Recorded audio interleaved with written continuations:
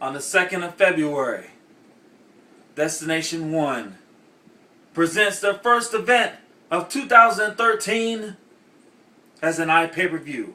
And in that iPay-per-view, the world shall see the bronze god Lennox Norris grace the town of Charlestown with his presence as he goes one-on-one with Mr. Jake Crist, who is a part of Ohio is for Killers.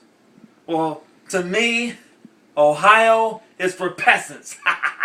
Because, Mr. Crist, that's exactly what you are. A Latter-day peasant, just as well as the people who follow you.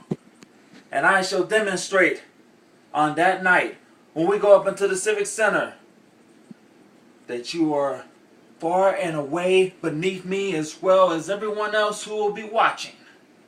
And I will leave you broken and beaten in my hands.